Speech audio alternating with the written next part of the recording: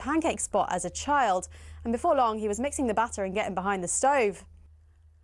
Next, Everton legend Thomas Gravesen swapped out the high stakes of the Premier League for those of the poker room.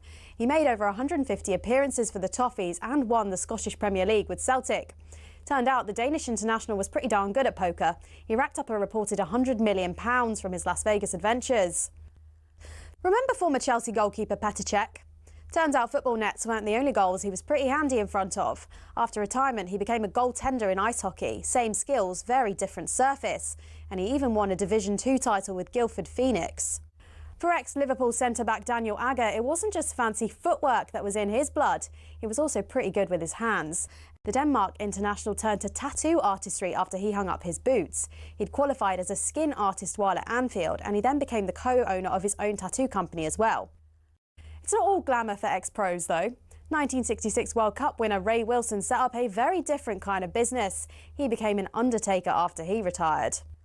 Finally, not many people can say they've won both a World Cup and starred in an Oscar-winning film. In fact, there's only one person in the entire world who can say that. Frank Leboeuf, the former Chelsea defender, was part of the 1998 France squad who won the World Cup. He ended up marking Brazil's Ronaldo in the final and helped his side to a 3-0 win. But Leboeuf had already begun acting on the side while he was playing football, and his biggest role came some years after his retirement when he landed the part of a doctor in the Stephen Hawking biopic The Theory of Everything. I embrace the career of acting, so I want to learn more. So seeing lots of movies is a part of my job. To be honest, with all the dramatic diving in the game these days, there's probably tons of ex-pros who've got the acting skills to make it in Hollywood.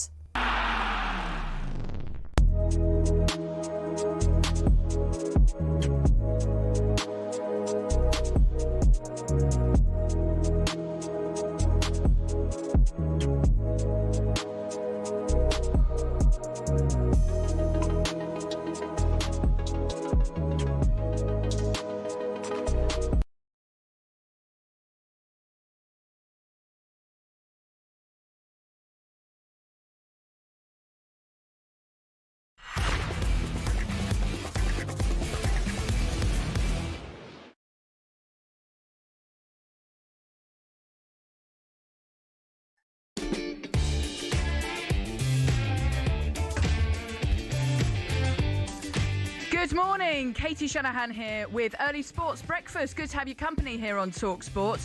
We are building up to the TalkSport Breakfast Show at 6 a.m. with Ali McCoist and a very happy Gabby Abodnahor after their win. Aston Villa beating Manchester United 2-1 yesterday. We'll be getting into all of that and all of the Premier League action coming up over the next hour here on Early Sports Breakfast. We'll be rounding up a bonkers weekend in the Premier League. We'll be bringing you reaction from down under after England. Well, they waved goodbye, didn't they, to any chance of winning the Ashes.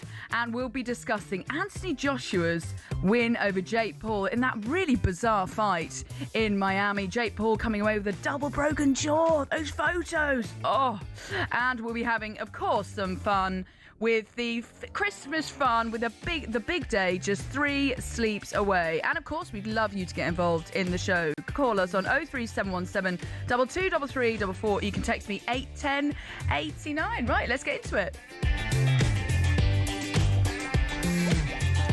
Right, what did you get up to this weekend? You can give me a call 03717 223344, or you can text me 81089. Were you out doing your Christmas shopping? Were you having a chill time with the family? It was actually my birthday at the weekend, so I had a lovely time with family and friends. A really wholesome weekend, but also my highlight of the weekend was seeing Karen Carney win Strictly at the weekend, becoming the first footballer to win Strictly Come Dancing. And she's across a number of the front pages this morning. Really, really pleased for her. And wasn't she fantastic from start to finish?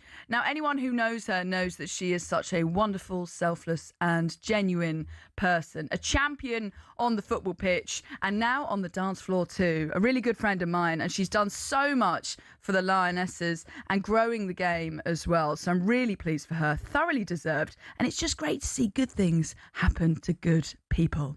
Right, it is time to look back on a festive treat of Premier League weekend football, and this is how it all sounded here on TalkSport.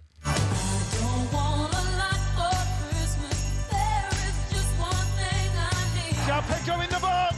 João Castro equalises for Chelsea. Goal number 149 in a City shirt for Erling Haaland. 19 Premier League goals this season. Manchester City 3, West Ham 0. Bournemouth 1, Burnley 1. Armando Broja. All over here now. Wolves 0, Brentford 2. Keane Lewis Potter has scored his second of the afternoon. Wolves are going to get to Christmas without having won in the Premier League. Ultimately, defence is on top. Brighton 0, Sunderland 0. This is incredible. Spurs are down to 9, and it's Romero who has been sent off. More problems for Thomas Frank to work out. Quite an evening. Spurs 1, Liverpool 2. Stack with the last kick of the game seals a 4-1 victory for Leeds United. Victor Gyökeres from the spot slams it down the middle and puts Arsenal into the lead. Arsenal will be Christmas number 1. Aston Villa 2, Manchester United 1.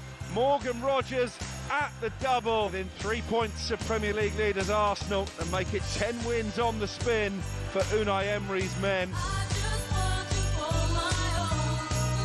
Yeah, there was so much Premier League football to get into. Let's start with Newcastle 2, Chelsea 2. Newcastle were 2-0 up in the first half. Surely they should have a penalty to make it 2-1. We'll get into that very shortly. Eddie Howe certainly thinks so. Man City beat West Ham 3-0. City briefly went top of the league. 2 more goals for Erling Haaland. Haaland is now the 4th player to score 19 goals before Christmas. And Pep Guardiola said after the game that the pressing was incredible and actually key to their win over West Ham. As for Arsenal, they still sit top of the tree. That's after their 1-0 win over Everton. Mikel Arteta with loads of praise for actually what Everton have done in terms of the Hill Dickinson Stadium and everything that the club have done. Obviously, former player and manager there. So he was full of praise for them. Victor Gyökeres got the penalty for Arsenal, who will spend Christmas top of the tree. Very happy indeed as an Arsenal fan over here. However, I was kindly reminded that Arsenal have been top of the Premier League 4 times at Christmas, but they've never gone on to win the title. So how much can we read into that, Arsenal fans, if you're listening? 03717 223344. How optimistic can we be this Christmas? I have lots of Arsenal fans in and around my family, and we are relatively quietly positive, but stats like that certainly don't help. As for the other games, Leeds, what a big result this was. 4-1 against Crystal Palace.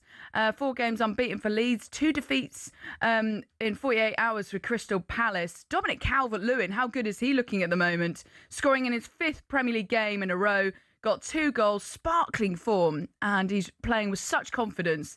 A real fox in the box, and it just proving also that Ellen Road is a really tough place for teams to go. Leeds beating Chelsea in the backyard 3-1 at Ellen Road. That 3-3 game against Liverpool, and now Crystal Palace 4-1. They've really made Ellen Road a fortress, as they always have. And now Dominic Calvert-Lewin definitely putting his hand up and proving to Thomas Tuchel that he's got a decision to make when it comes to the England team, but that is, when it comes to the World Cup. But proving that he's a great option to have for England and causing a lot of noise. This other game I want to bring to your attention, Brentford beating Wolves 2-0. Don't know if you saw or heard the interview with Matt Doherty after. It was actually really emotional. He just looked really broken. Quotes like this saying, "Worst I felt in a long time, lacking that belief that we can win any games, almost scared to win a game. We've got to have some soul searching, and we've got to think what we want to be remembered for. We just got to fight until the end of the season and not be cowards and taking the easy option, potentially looking for a move in the summer. Got to look in the mirror and remember how we want to be remembered at the club," with Joe Hart saying about this, saying that Wolves are in the trenches, and I wanted to give him a cuddle after that, and I've got to agree, it was quite a tough interview to watch actually, but just showing how much and how difficult it is for Wolves at the moment, and can they get themselves out of this mess, even if it's just put a good run together, something to just lift that belief. As we mentioned, Aston Villa beating Manchester United 2-1, 10 straight wins in all competitions for Aston Villa after Morgan Rogers double. That first goal, how good was that? An absolute worldie. from the left of the box. I'm sure we're going to have a very happy Gappy at Bonlahor on the breakfast show this morning. Let's also delve into Liverpool's 2-1 win over Spurs. On a slot side, we're left clinging on. That's despite Spurs being down to 10 men. Xavi Simons was sent off in the first half. A really, really dangerous, you would say, tackled by him. And also their skipper, Christian Romero, saw red with his side pushing for that equaliser. Luckily for us, Jason Cundy and Jamie O'Hara were on air at that very time. You cannot trust him. It's unbelievable. Spurs, somehow, with 10 men, have managed to get themselves back, not only back into the game, they've got Liverpool penned in. They win the free kick. Canate has gone through Romero. He can't get the winner. Or he can go and get the draw. Right, okay, they've gone through him. They won the free kick. He then kicks out. It's soft. But he kicks out. The referee's looking at him. He's kicked Canate in the chest. It's soft. It's unbelievable, this end to this game, by the way. Ridiculous stuff, though, from Romero. He's a walking red card. You cannot trust him. You cannot trust him. Yeah, walking red cards. That's what Jamie says. And his boss, Thomas Frank, was asked afterwards if he'd let his teammates down. I think in general, we're dealing with a very passionate player that want to do everything for the team, which you've done many times. I think the two yellow cards is a little bit borderline. The second one is two big boys fighting. Konate is going through, absolutely through Kuti, and his foot landing on his head. I'm not saying that's a yellow to Konate. It's just, that physical compact. Yes, Kuti does a movement with his leg. It's not that I haven't seen that. I still see you need to feel them the moment of the game there. So do Tottenham have discipline issues? 2 red cards. Xavi Simons, Joe Hart saying that it was absolutely a red card and a very dangerous thing to do, especially when you saw it in the slow motion. It didn't look good, did it? Christian Morero, Jamie saying that he's a walking red card. It was a silly second yellow, wasn't it? That kick on Konate straight in front of the referee as well. But there was also moments like Rodrigo Bentancur shoulder barging, Milo Kirkej, and it just, you've got to think, just keep your heads. And they were doing unnecessary tackles out there. As for Liverpool, they made it 5 league games unbeaten to move up to 5th. But after watching his side cling on against 10 men, Arne Slot wasn't best pleased. So these last 15 to 20 minutes were far from what we want and what we expect if you play against 10 or later on, although that was only a few minutes against 9. But the main thing was to come here and get a result. And if it was, and 3 points is even more than a result, that's a win. And that's why what we tried, what we came here for, and that's what we got. And so many times this season, I had to stand here and telling you guys that I think we deserved more, which we didn't get. And now, for 70 or 80 minutes, I think we had a good performance. But if this game would have gotten in the end to a 2-2, then I think that wouldn't be completely unfair if you look at the last 10 to 15 minutes. Well, Hugo Ekitike is just showing that he's such a reliable striker, keeps scoring goals, but there's real concern for Alexander Isak because they're worried that he's going to be out for a couple of months with that injury. You saw it after he scored the goal, and Arne Slot even saying, if the player doesn't come back on, then it's a real concern. So they're going to have to deal with him once again being out on the sidelines. Just not got off to the best of starts at all, especially 125 million they paid for him. So yeah, another blow for him and Liverpool. On to another cracking game that we previously mentioned, Newcastle, that 2-2 draw against Chelsea. Eddie Howe's side raced into a 2-0 lead at half-time, but then were pegged back in the second half after a spirited performance by Chelsea. And according to the Newcastle boss, Eddie Howe, they should have had a clear penalty with the score at 2-1. Here he is. That's a clear penalty. I think the defender's gone in overly aggressively. He's only had eyes on Anthony. For me, it's a Stonewall penalty.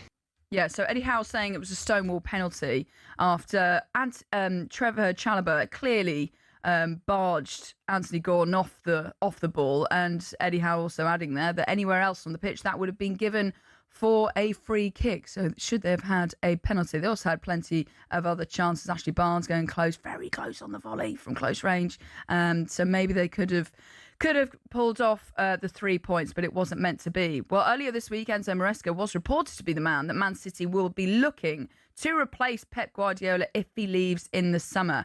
But his keeper, Robert Sanchez, says those rumours haven't impacted the team. Not really. Within the manager's top, the staff that comes with him is amazing. We know his focus here. He doesn't let his focus go nowhere else. He's focusing here. He wants us to win and do the best. In summer, we don't know what's going to happen, but right now he's here, so we're happy for that. It would make sense if Enzo Maresca replaces Pep Guardiola at City. He worked under him in his early stages of his coaching career. He's come on leaps and bounds, and they've even reportedly called him like the mini Pep Guardiola because he's learnt everything from Pep. So it does seem to be the most likely replacement. So let's see if that happens. Right, our text topic this morning is with January fast approaching and we're reflecting on the year with the big day in 3 days' time. I want to know what you think has been the greatest sporting moment of the year. If you want to have your say, you can send me a text 81089 or you can give me a call this morning 03717 223344, whether you're in the car, whether you are out and about. Let me know what you're doing as well this early morning. It's 5:16. This is Early Sports Breakfast with me, Katie Shanahan, here on TalkSport. We're going to be looking back over the back pages and let Gabby at Bondholz Villa have their moment. It's 10 wins on the bounce now. It's 5:16.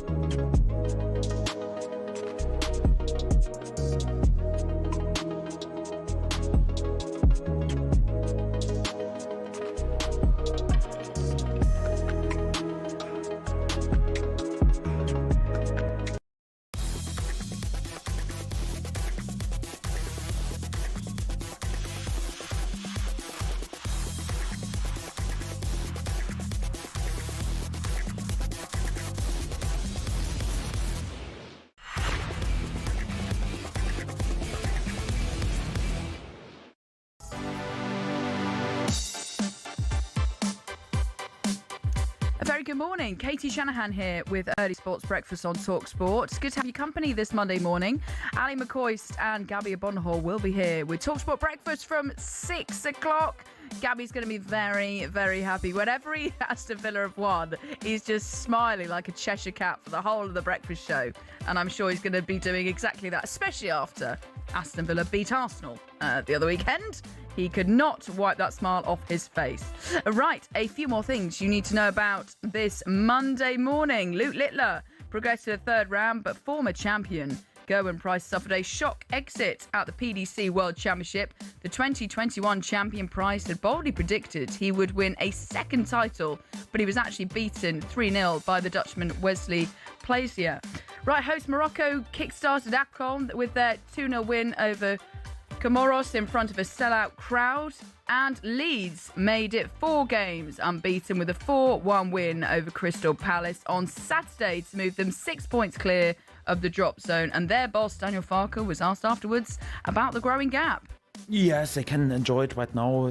But it's always periods. We had a great start into the season, and also, although we had some good performance, a bit unlucky results, and got a bit more closer. This is what you have to expect as a promoted side. So we're on a good path, but nothing is achieved yet. With 19 points, we won't stay in this league. So for that, we have to keep going and to win many more points.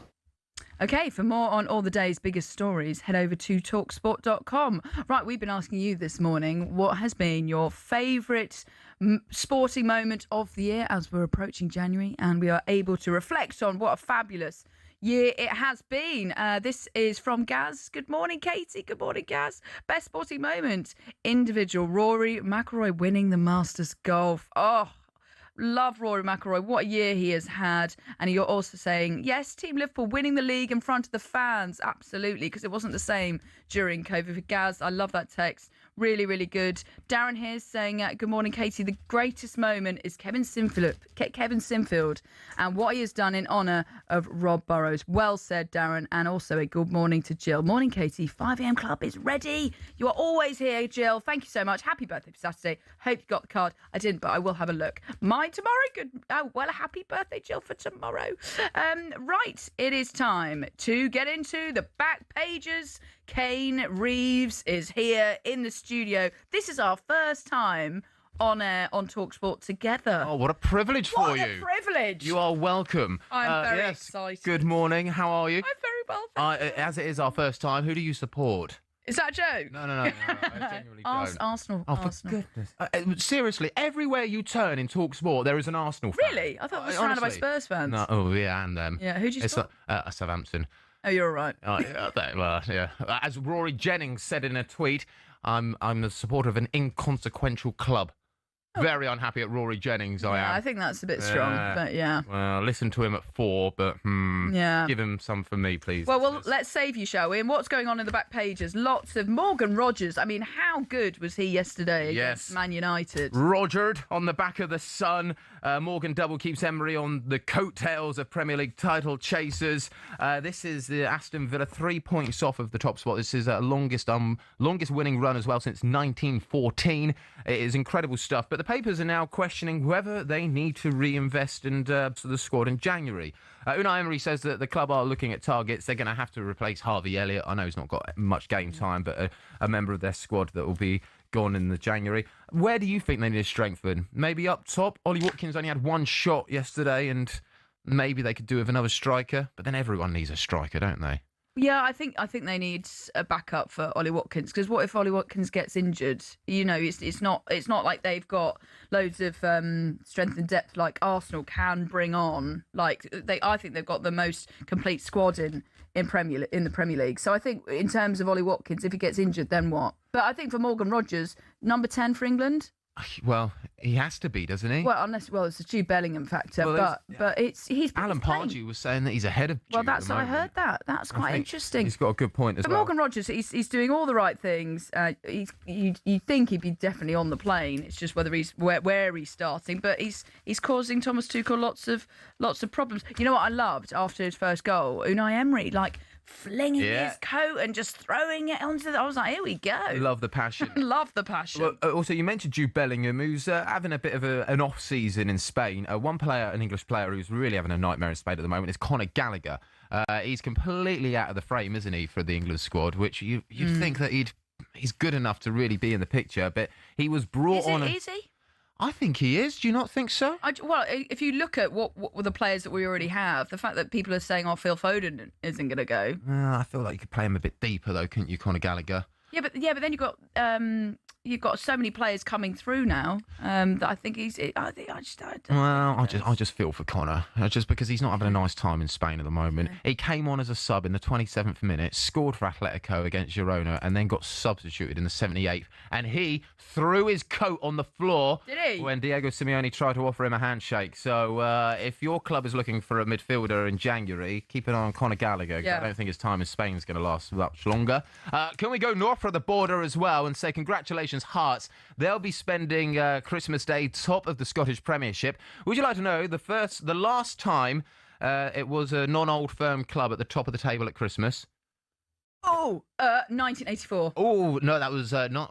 That wasn't Celtic. Won it. Yeah, so, Celtic or Rangers. It wasn't. 1993 was the last time there was a team top of the table at Christmas, and you have to go all the way back to the 80s when Fergie won it with Aberdeen for there to be a previous winner of the Scottish League. Oh, right, that's right. Where I was well. Aberdeen, 1984, when it wasn't Celtic or Rangers. Yes. They beat Rangers yesterday, so they are now 6 points clear at the top of the table. Although Celtic do have a game in hand. Celtic winning their first game for the first time under Wilfred Nancy. They were quite lucky against Aberdeen. Well, they weren't lucky, actually. They hit the post like 5 times, but they needed an 88th minute goal to really see them on their way to beating Aberdeen. And Rangers losing their first game away from home in the league in 2025 to Hearts. So Scottish football's actually quite exciting at the moment. Yes. I know that sounds incredibly patronising. I didn't mean for it to be, but... Yeah, it did. So we're going to gloss over that, and we're going to go into the cricket. Yeah, well, lots of... All over in 11 days is the back page of The Guardian. England's careless machine collapses like a castle of dust. Brendan McCullum... Pretty scathing, isn't it? Yeah, and when you got... But it hasn't been very good. It's been awful, isn't it? When you got the coach admitting that he's got the preparations wrong, I think a lot of questions need to be asked at Brendan McCullum. Ben Stokes says that there's no chance of him walking away as England captain. It'd be a disaster if Ben Stokes was to decide to call it a day. I don't think the blame lands with him. I think it comes Silly down shots. to... Well, it's decision making. It's can you evolve baseball to be more patient with the bat, but also once you built up those runs, then play more positively. I think it's decision making that's essentially cost them. When we're playing like India or Pakistan in inconsequential, sorry to use Roy Jennings' word there, series, you don't mind them being exciting, but when it's something as serious as an Ashes series, just against a really formidable Australia test team. But lots of questions about the amount of time that they've spent in Australia, the games that England played beforehand. Lots of questions asked at Brendan McCullum, and you'll be able to hear some of those questions on the TalkSport Cricket YouTube channel. Okay. Thank you so much, Kate, for now. Right, thank you very much. You'll be back with the front pages, won't you? I will indeed. Okay, more Kate action coming up. Right, Katie Shanahan here with Early Sports Breakfast. Up next, with January approaching, we've got plenty of texts coming through. We want to know from you this morning, what's been the greatest sporting moment of the year in your opinion? Have your say. You can give me a text 81089, or you can give me a call 03717 2233 44, and I'll tell you what mine is after this short break. The time is 5:28. Good morning.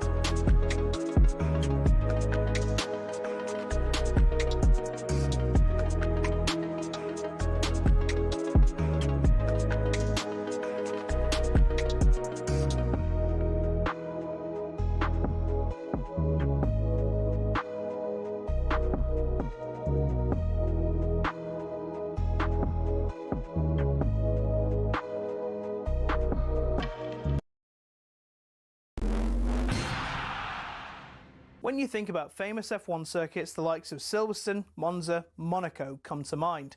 One of these is not like the others though. Monaco is just one of a number of street circuits on the calendar, and that number's only set to rise. There's a clear difference between a traditional circuit and a street circuit. One is a purpose-built facility on private land, the other is, as it sounds, a race through the streets of a major city. Monaco's the famous example, twisting and turning through the streets of the Principality with iconic backgrounds and, let's be honest, not a lot of overtaking. But from 2026, there'll be a record 10 street circuits on the calendar. It proves that cash remains king. Each track promoter gives F1 between $20 and $60 million just for the rights to host an F1 race. And when Saudi Arabia pays upwards of $100 million, you can see why it's an attractive prospect for the sport.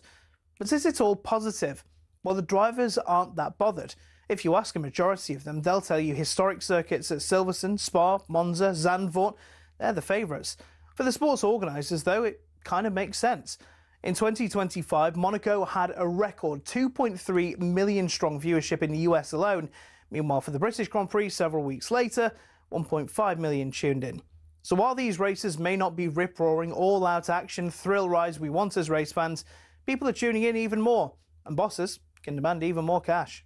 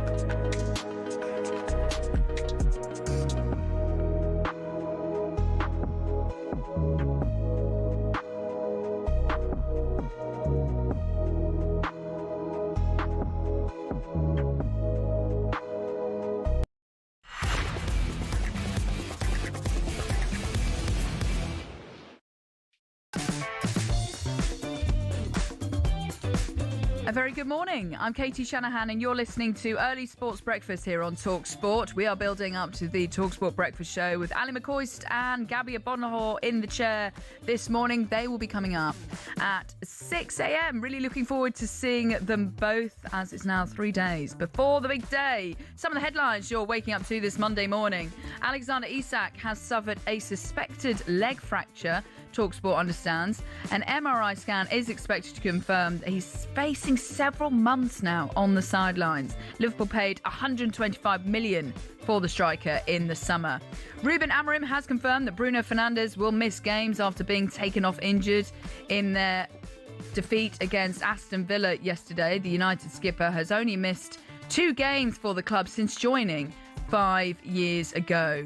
And Pep Guardiola says that his Man City players will be weighed when they return to training to check that they are fit enough to play against Nottingham Forest on the 27th of December. On the pitch, though, they briefly went top of the table after beating West Ham on Saturday, but Pep says they're still not where he wants them to be just yet.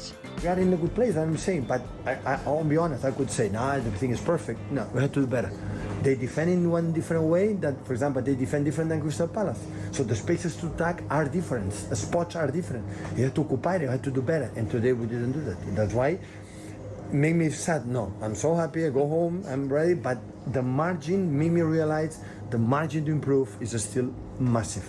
If you want at the end, March, April, fighting with the big clubs in Europe, with the big teams in the Premier League, you have to win the titles. Otherwise, it will not be enough. Yeah, so Man City have now won their last 7 in a row and breathing down Arsenal's necks. They are just 2 points behind them, and we know what they can do when it comes to the end of the season. So as an Arsenal fan, I'm a little bit worried. 2 more goals for Erling Haaland, who looks unstoppable at the moment. And Arsenal just snuck past Everton. But are they boring?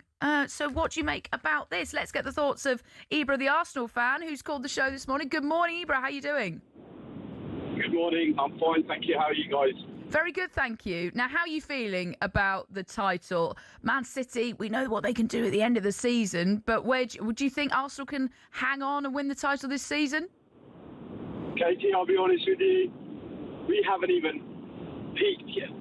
When I mean peak, I mean none of our players individually, Saka, Eze, Odegaard, Declan Rice, none of these players, Gyökeres, none of them have peaked to their ability.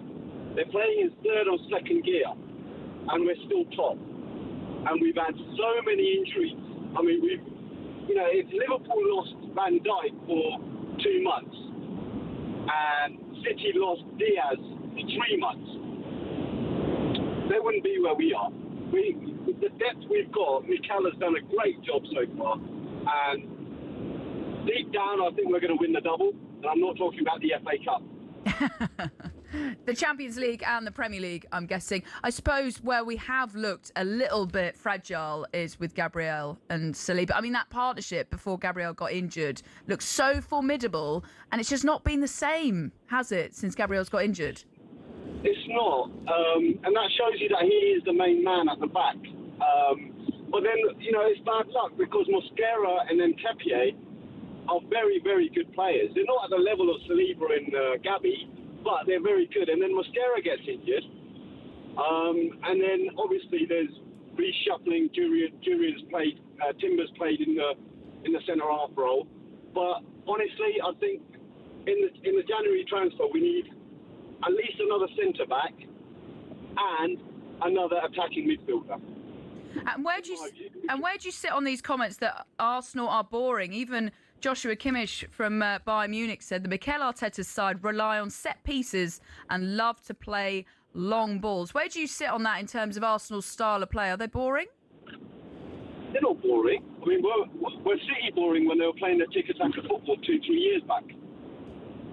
They weren't. That's what it is. It's pass, pass, pass. Barcelona aren't boring. They play the same style. Yeah. Newcastle, on the other hand, and teams like Liverpool, their intensity is a bit more. I understand what they're saying.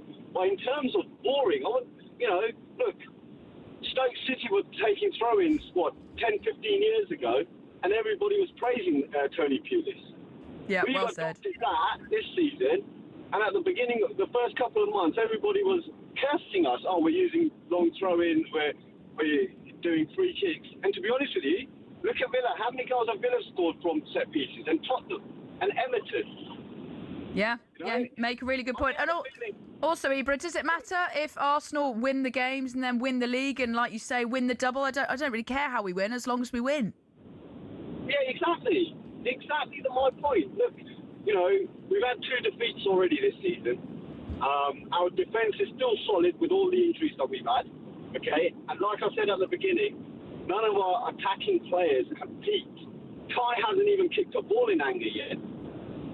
Gabby's been back 2 games. Gabriel Jesus, he's been back 2 games. And, yes, we've struggled against, the lower opposition, the likes of Wolves. I wouldn't call Everton low opposition, but we struggled against them. But we found somehow to win the game and get the 3 points. And that's my point, Fergie's, the great teams of United back in the noughties and the late 90s. Mm. They won games, 1-0, 2-1, tight games that no one even talks about now. Yeah, exactly. Ibra, great to have you on the show this morning. Thank you so much for calling us. And I love the optimism. Arsenal are going to win the double. Do you agree with Ibra this morning, Arsenal fans, waking up to this morning? Right, it is 5:39 and onto the circus that happened in Miami, onto the boxing now, because Anthony Joshua needed 6 rounds. To be fair, I thought it was going to be the first round. A lot of people were saying that, but he reached 6, so fair play a little bit to YouTuber Jake Paul, who spent much of the contest in survival mode. At times, it was a tough watch. In one of the most bizarre mismatches in the sporting history, a lot of money was on the line. But AJ's promoter, Eddie Hearn, couldn't care less if people didn't enjoy what they saw, as he spoke to TalkSport's Gareth A. Davis after the bout. Don't ever give a monkeys about what anyone says, because they sit at home, they're full of negativity. It's like the people that are negative towards someone like Jake Paul. Look at what he's done with his life. Do you know what I mean? So yes, it took AJ a couple of rounds to get hold of him, and then he knocked him spark out and broke his jaw. It was a frustrating 2-3 rounds maybe, because Jake was moving so much, holding, but did well, I thought. I mean, I was impressed with him. I mean, I was more impressed with his toughness, because I think that last shot would have knocked out most heavyweights. I mean, you've got to respect him, because he did what many people wouldn't do, which was get in the ring with him. And, you know, he didn't, I know he run and hold, but he also let his hands go at times. And he was in the firing line, and, you know, we got 6 good rounds in the end of actual Is that how work. you see it in the end? Yeah, I actually think it's a positive, because, you know, we could have gone in there and got it all over with 45 seconds. He's done an 8-week camp, and now he's done 6 rounds. He's got something to go back on work on with the team, and onwards and upwards for a big 2026. Yeah, so Jake Paul managed to last 6 rounds, but pretty much was just running away from AJ for most of the fight, to the point where the referee brought the both together and then said, the fans here haven't paid to watch this bleep. Well, it was a tough watch at times, and the attention now turns to who could be next for AJ, and there was only one person on Gareth A. Davis's lips when he spoke to him afterwards. Message for Fury? I'm not going to disrespect Fury, Gareth. I want to fight him though, Jack. We want to see you fight him so much. Exactly. I think I deserve it, the fans deserve it, you deserve it. It's such a shame that the guy decided to retire. He should grow a backbone. You win some, you lose some. Do you beat him? Yeah, definitely. All day long, yeah? 100%. So do you know what day it is today? Saturday morning. What comes after Saturday? Sunday. That's how I know I'll beat Tyson Fury. I'm glad he picked up on the 7 days of the week there. Good Craig David style. But AJ Fury, I mean, it's got to happen. Surely, please. That's what we want to see and have been wanting to see for so long. We've had to be so patient. We're asking you this morning, what's been your favourite sporting moment of the year as we slowly creep towards January? I think mine has been the Lionesses winning the Euros. I was pitch side and covered the whole tournament out in Switzerland, and watching Chloe Kelly absolutely hammering that penalty to get the Lionesses their 2nd Euros title, and all of the accolades that they've won since, was definitely my favourite sporting moment of the year. And it's time now for this. It's a front page throwdown. Oh, what a move! The front page is first on the early sports breakfast. TalkSport.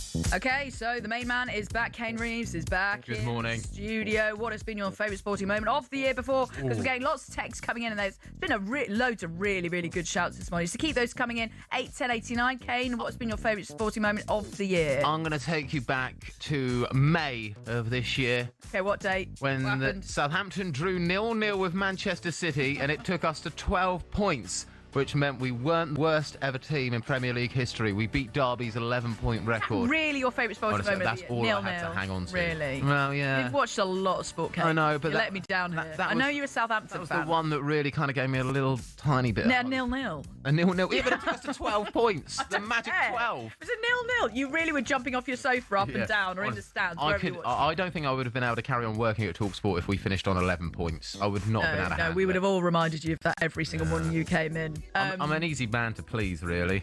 Talking of easy man to please, what's pleasing you this morning in terms of the front pages? Well, I'll tell you who's not pleasing me. Brooklyn Beckham. Honestly. Saga continues. It does indeed, and it gets deeper and deeper. Now, listeners, I do apologise because I am a little bit obsessed with the Beckhams.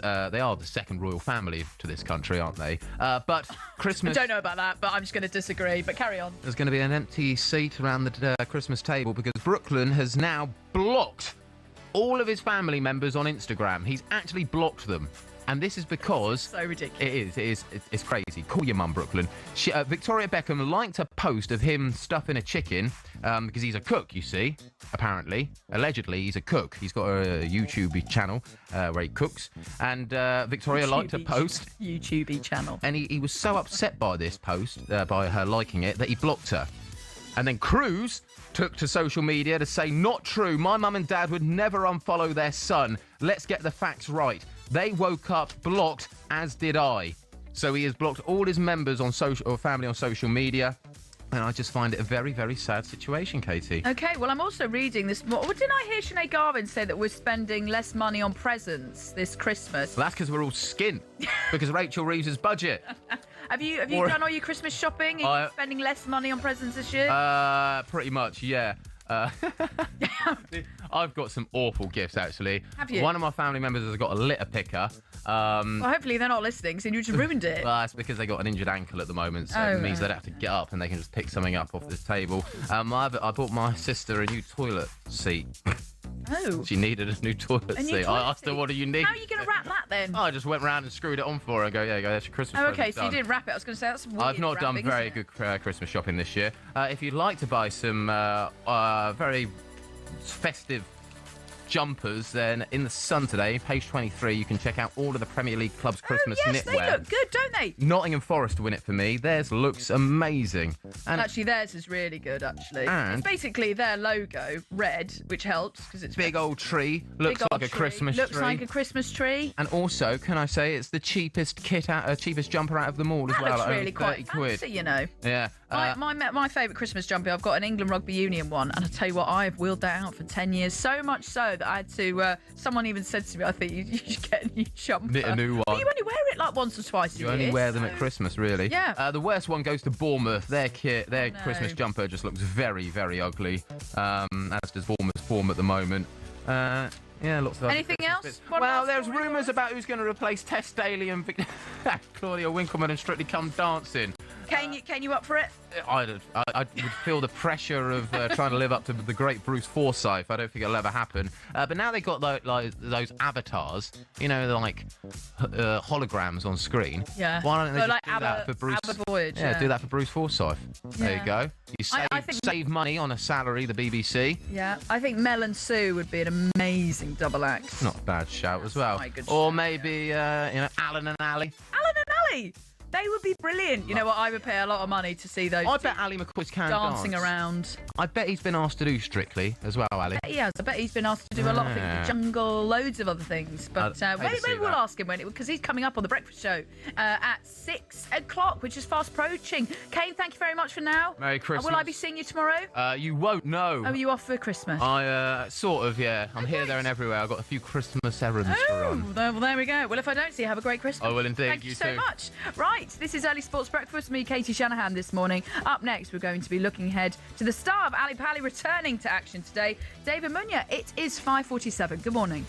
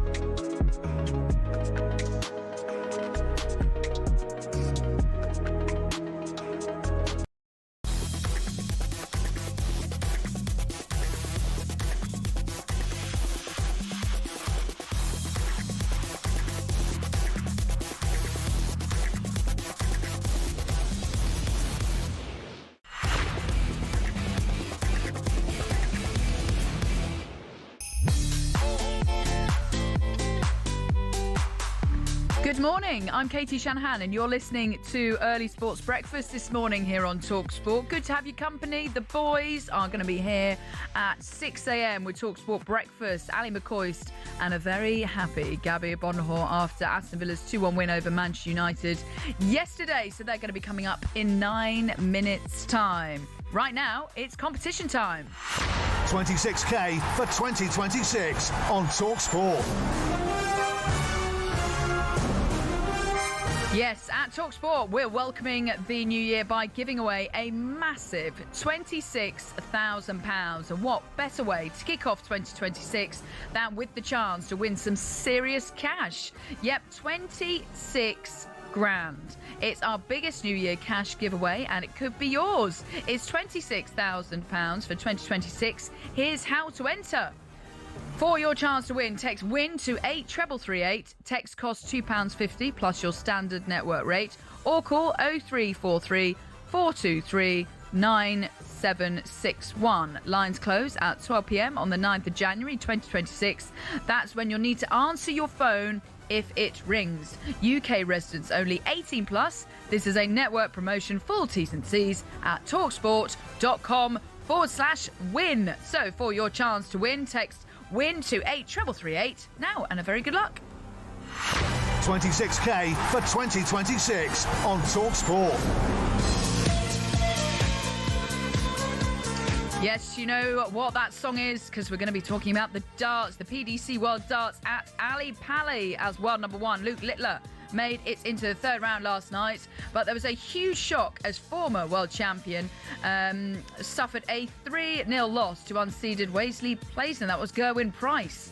The star of the tournament so far has been the Kenyan David Munya. He'd never left the continent before and had to even borrow a fellow darts player's darts in the first round. But he dumped out 18th seed Mike Dedeker and is back in action today, so all eyes will be on him. So the full schedule is you can listen to TalkSport 2 live. We'll be covering the afternoon session from 12:30, where some of the key games are David Munya and Kevin Doots will be in action. James Wade up against Ricky Evans. That'll be a good one. And in terms of the evening session, 7 o'clock that starts, which is live for you on the TalkSport app.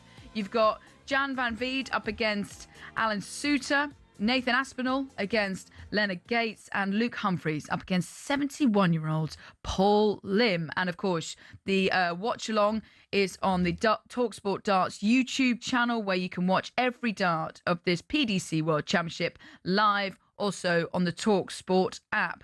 Also tonight, returning to football, there's a huge game at the bottom of the table.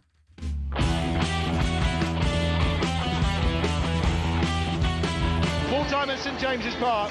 It's bouncing here for Newcastle United 2, Fulham 1. Difficult one, disappointing the way we lost the game. It's what it is, we lost that game, we have to move on. It's finished Forest 3, Spurs 0. Forest continuing their momentum under Sean Dyche, their 6th win in 8. I only came in to work how I work with my staff.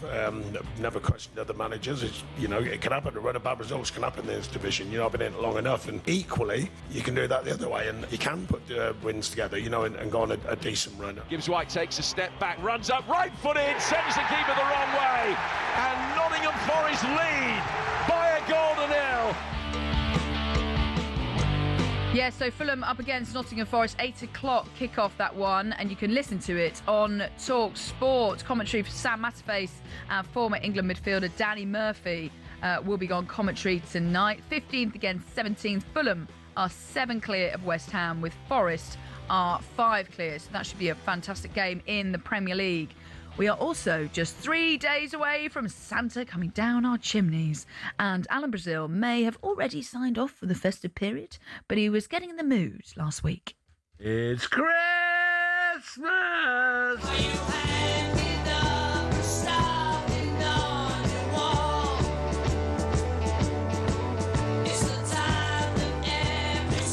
Good. Alan Brazil, I mean, rightfully so, is probably enjoying his festive period. I know Ali loves this song as well by Slade. So my favourite Christmas song, probably Last Christmas by Wham. That's probably got to be up there. I'm going to be doing my Christmas shopping today.